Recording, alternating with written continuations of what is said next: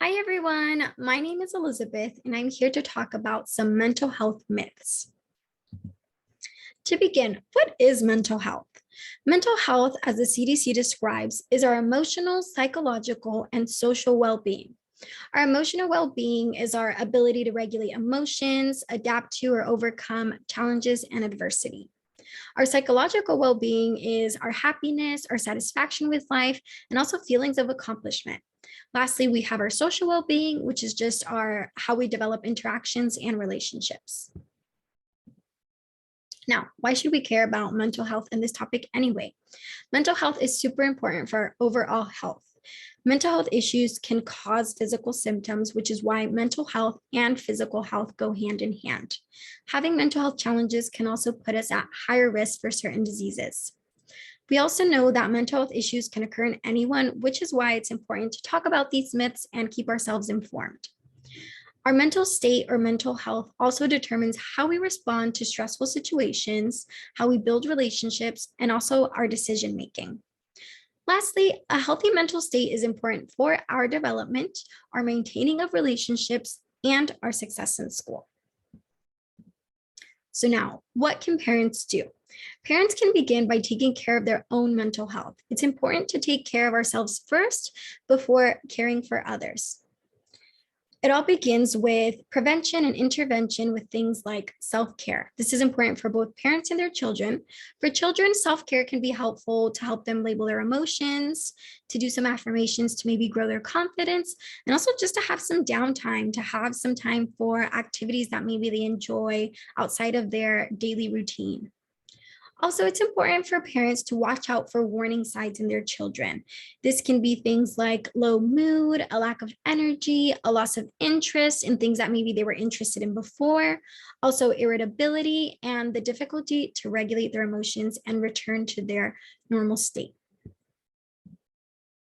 Let's begin with myth number one, which says having mental health challenges is a sign of weakness.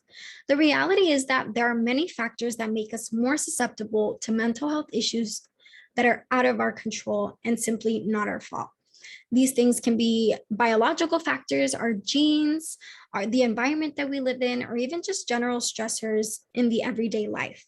So it does not mean that we are weak if we have mental health challenges. Sometimes it just means that we're predisposed to kind of face these challenges. The second myth is that men do not deal with mental health issues. The truth is that men also deal with mental health issues.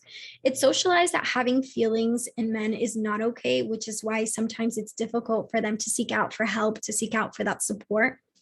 And lastly, signs and symptoms may present themselves differently in men, but that does not mean that they do not deal with these same or similar challenges as other people. Myth number three is that having good grades and lots of friends means no mental health issues. The reality is that there are a lot of different reasons that people feel sad or anxious or other symptoms, but people can be successful and still struggle with mental health challenges. The two are not mutually exclusive. Number four says that those with a mental illness are crazy. The reality is that alterations in mood, our behavior, and our thinking do not equate to being crazy. It just simply means that we're dealing with challenging symptoms. And people often equate mental illness or mental health challenges with hearing or seeing things, which is a possibility, but there are a wide range of mental health challenges that don't have to be that. But even then, if we're hearing or seeing things or dealing with other symptoms, there is help out there. There are treatments out there. For example, therapy that can help people lead full lives that kind of help them overcome these challenges that they're dealing on a day-to-day basis. Number five says that people struggling mentally are violent and dangerous. This is false. The reality is that those with a mental illness are no more likely to be violent than anyone else. According to the National Alliance on Mental Illness, only about 5% of violent crimes in the US are committed by people with serious mental illnesses, which is really low. People with mental health challenges or mental health disorders are actually at higher risk of becoming victims to violence. Okay, so lastly, we just have this quick activity about some myths that we went over. And there are some statements here, and we're going to go over whether these are true or false. You can take a look, read these over, pause the video, and answer them for yourself, and then we can go over them together.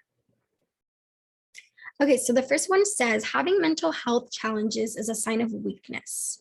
We know that this is false. We know that sometimes we're just predisposed or something occurred that made us, deal or face these challenges in life, but it does not mean that we are weak. The second one states, those with a mental illness are crazy. We also know that this is false. Dealing with a mental illness does not equate to being crazy. It just means that we're dealing with challenging symptoms, but there is help out there. Number three, those with a mental illness are no more likely to be violent than anyone else. We know that this is true. There are not very distinct changes or differences in violence between someone with a mental health issue or someone who does not have any presenting challenges with their mental health. Lastly, the fourth one says, it's okay to have a self-care day. This is 100% true.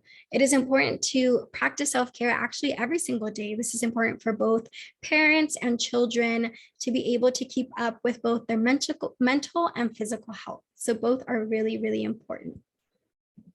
Lastly, we just have some quick resources, which I'll also include in our description box so you can have the ability to click on them and have easier access. And I just want to thank you all for being present today and for going over these mental health myths with me. Thank you so much, and we hope to see you in our other videos. Thank you.